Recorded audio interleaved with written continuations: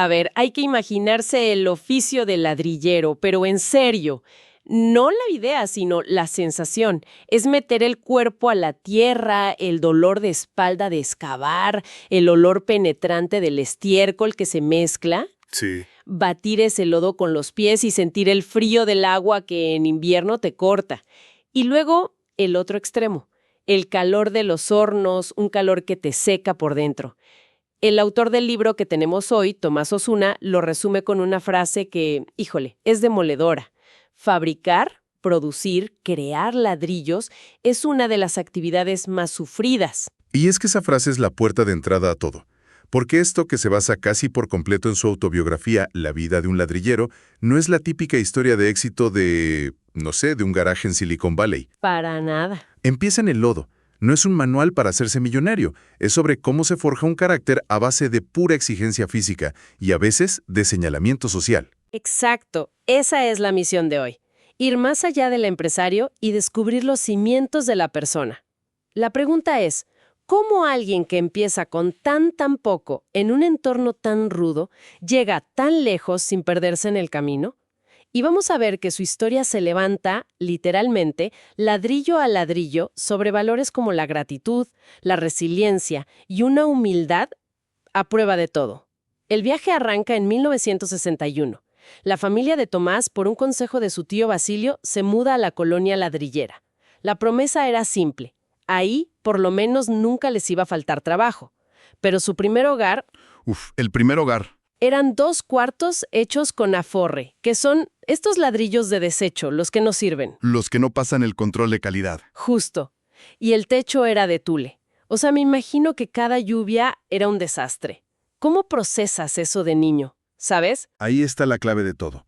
Porque por lo que él cuenta, lo ve como una oportunidad. Punto. En el libro, la gratitud hacia su tío Basilio es sagrada. No hay ni un gramo de resentimiento por la pobreza, sino un agradecimiento total por la posibilidad. Claro. Y eso ya te dice todo del ADN en la familia. La idea de echar la mano es el pilar de su comunidad. No es caridad, es una inversión en la gente. Su tío les dio un punto de partida. Y para ellos, eso era el mundo. Y en ese punto de partida, su padre planta 2 álamos. Un detalle que luego se vuelve casi místico. Pero hablemos de las figuras que lo formaron. Su mamá, Ramona.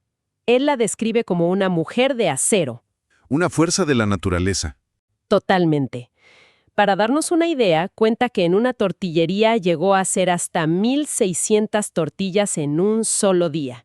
¡1,600! Es que esos modelos, el de su padre y su madre, son lecciones de negocio antes de que él supiera que era un negocio. De su mamá y sus 1,600 tortillas, no solo aprende de resiliencia. Sin darse cuenta, está viendo una lección de producción a escala. Claro. Está viendo lo que significa un volumen de trabajo masivo, constante. Es una clase de capacidad productiva en vivo. No es solo trabajar duro, es entender el ritmo y la escala del trabajo.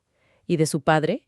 ¿Lo describe como un hombre de pocas palabras? Sí, pero de acciones contundentes. De su padre aprende la lección más básica y crucial de las finanzas. La integridad. Tomás cuenta que su papá llegaba a casa y entregaba el 100% de lo que ganaba. El 100. ¡Wow! No había desvíos, no había gastos personales. Todo el ingreso iba a la empresa familiar.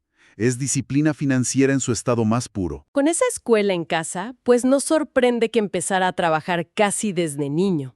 Hizo sus primeros 29 ladrillos a los casi 7 años. Casi como un juego. Sí. Pero a los 10 ya era un ladrillero hecho y derecho. El trabajo no era una opción, era el ecosistema. Si no era el barro, era piscar algodón en los campos. Pero aquí viene lo que parece una contradicción total. En medio de todo ese trabajo físico brutal, en la escuela, Tomás era brillante. Un alumno de puros dieces, sobre todo en quinto y sexto.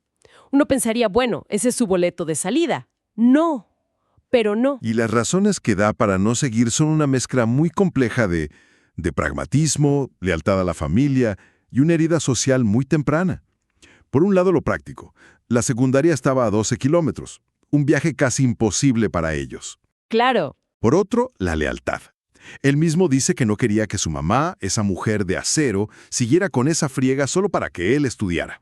Sentía que ya le tocaba a él aportar. Pero hay una tercera razón, y es la neta más cala, la discriminación. Sí, eso es muy fuerte. Es impactante.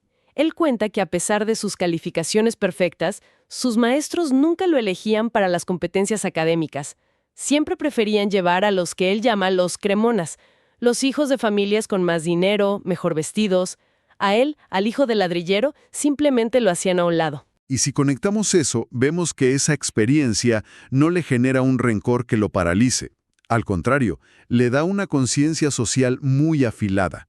No se amarga, pero entiende las reglas del juego y decide, consciente o no, que si no puede ganar por la vía académica, pues va a encontrar otra ruta.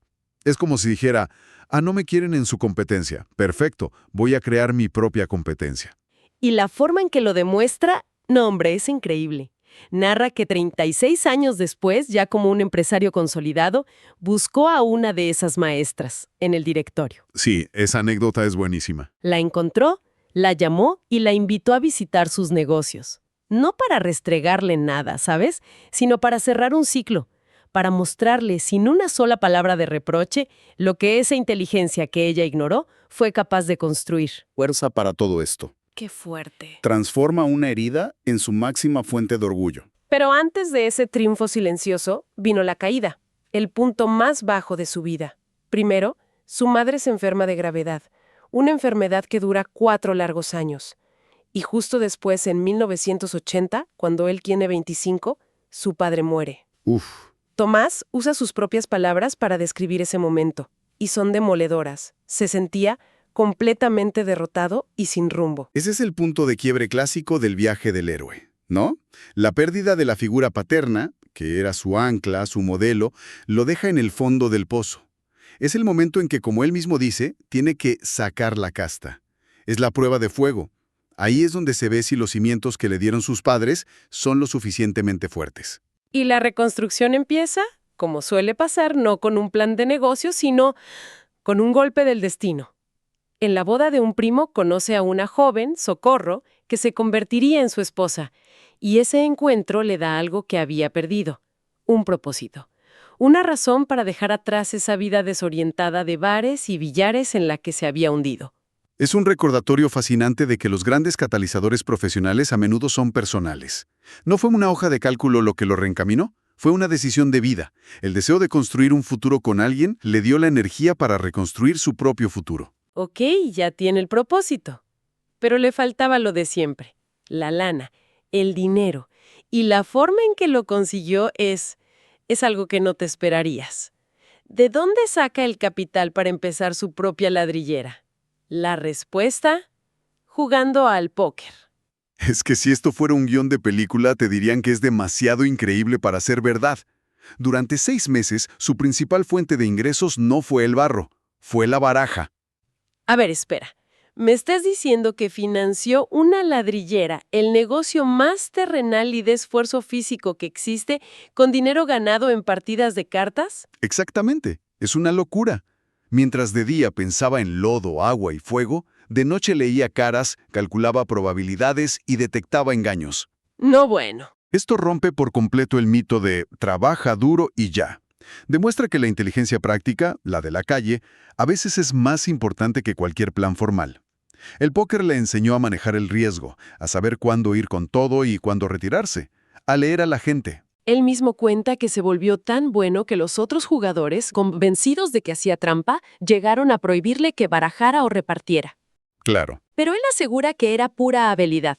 Usó la psicología del póker para construir los cimientos de su futuro. Fue su verdadero MBA, ¿sabes? La habilidad para detectar un bluff en una mesa de juego es la misma que usas para negociar un contrato.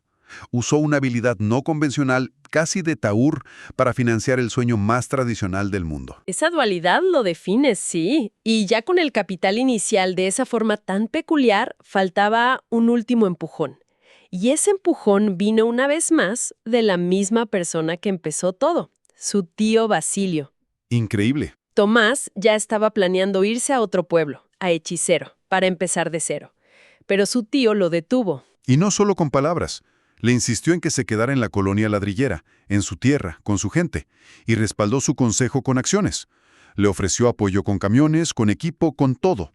Le dijo básicamente, quédate aquí y compite conmigo. Hay para todos. Esa es una generosidad, híjole. Crear a tu propia competencia. Es generosidad, pero también es una visión estratégica brutal. Su tío entendió algo que quizás ni Tomás veía en ese momento. Quedarse ahí le daba acceso directo al mercado de exportación de Yuma, Arizona, al otro lado de la frontera. Y ese acceso, años después, fue la clave de su gran despegue. Su tío no solo le echó la mano.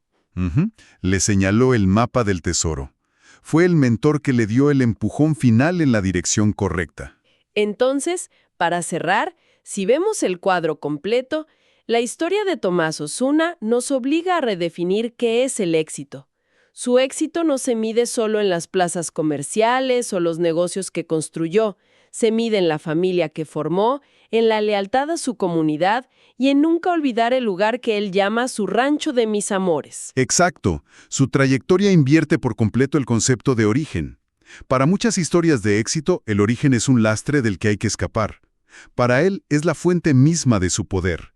La misma resiliencia para aguantar el calor de un horno es la que usas para superar la muerte de un padre. La misma paciencia para que se seque un ladrillo es la que usas para construir un negocio. La materia prima de su carácter se forjó en el mismo barro. Para Tomás eso nunca fue una coincidencia. Y esa imagen nos deja con una reflexión final.